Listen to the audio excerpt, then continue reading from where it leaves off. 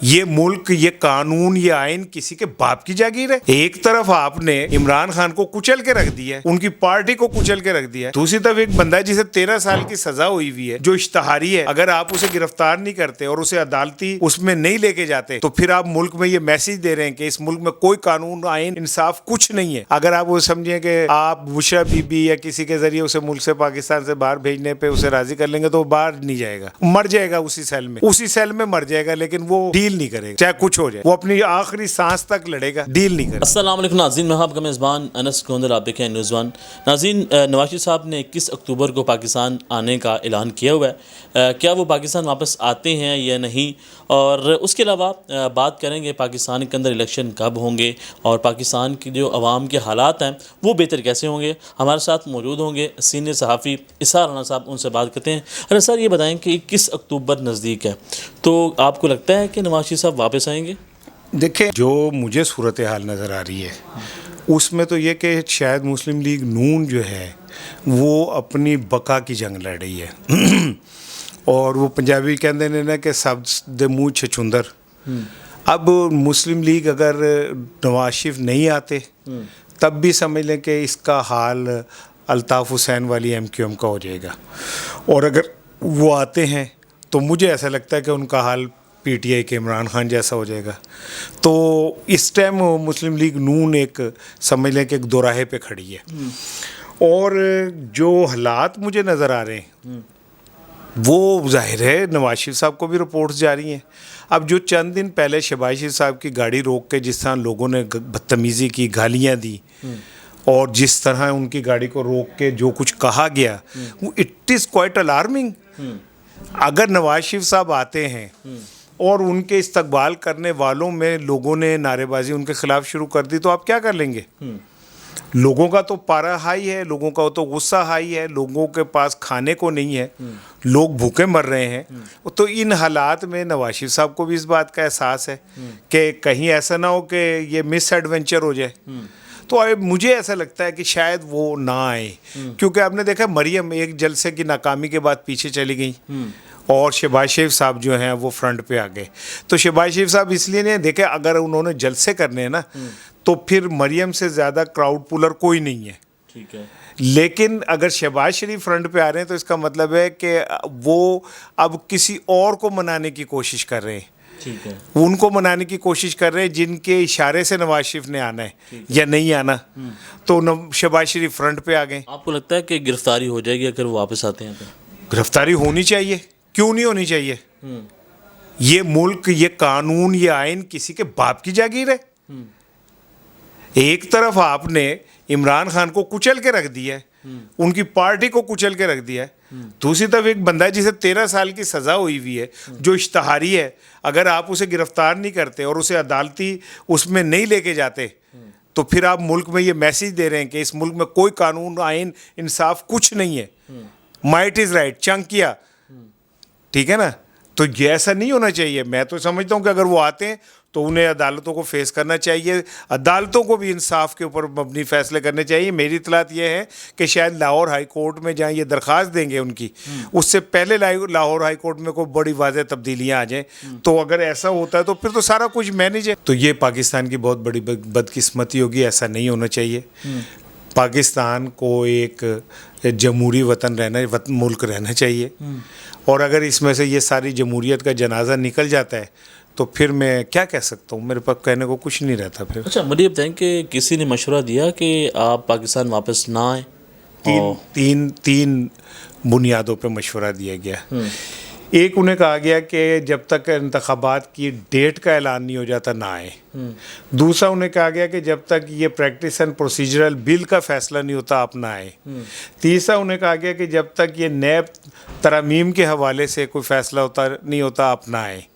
تو یہ تین، ان کے ہمدردوں نے کہا کہ یہ تین چیزیں اگر نہیں ہوتی تو آپ نہ آئیں، اور یہ بات کلیئر ہے کہ اگر وہ آتے ہیں اور نیب ترامیم کے خلاف جو ہو گیا ہے اس پہ ان کے اوپر 3 کیسز کھل چکے ہیں تو ان پہ بھی گرفتاری ہوگی ان کی۔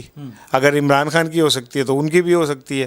تو پھر یہ کہ پریکٹس اینڈ پروسیجر بل میں کا اصل مقصد یہ ہے کہ نواز شریف کو آپ اس کی دے دیں موقع اپیل کا، ٹھیک ہے. اور اگر وہی پریکٹس اینڈ پروسیجرل بل ہی نہیں اور کام سپریم کورٹ رد کر دیتی ہے تو وہ بھی ختم ہو جائے گا.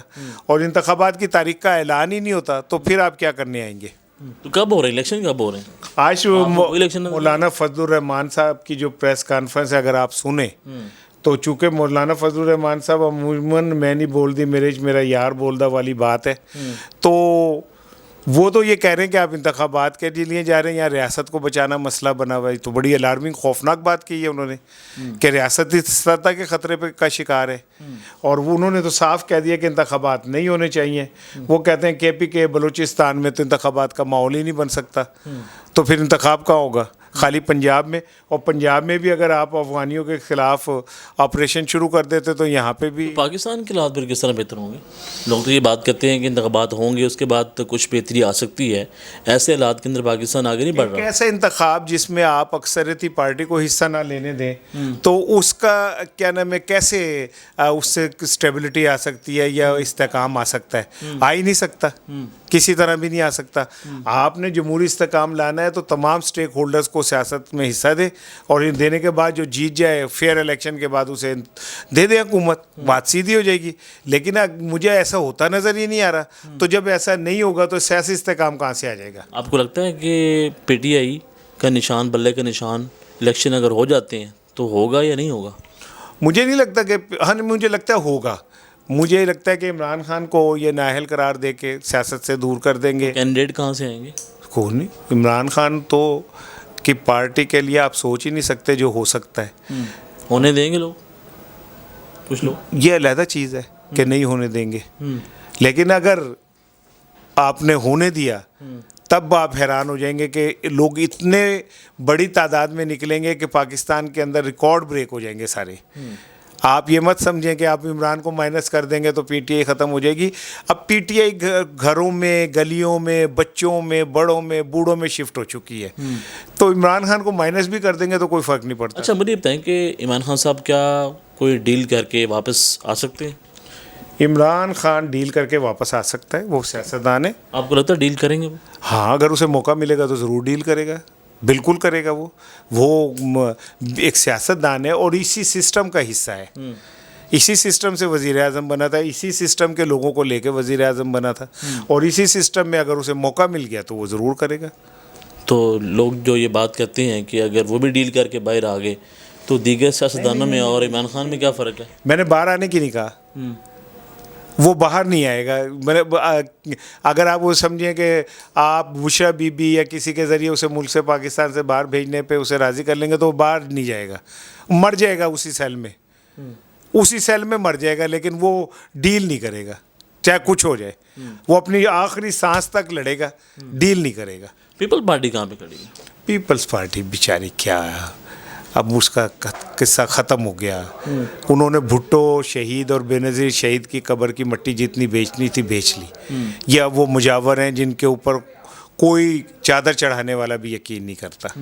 ان کا کیس ختم ہو چکا ہے، یہ ایک گون کیس ہیں، بس اب یہ ختم، ان قصہ پری نہ اڑ گئے. یہ تو مجھے یہ بتائیں کہ پاکستان کے حالات پھر کس طرح بہتر ہوں گے اگر ایسے حالات چلتے رہے؟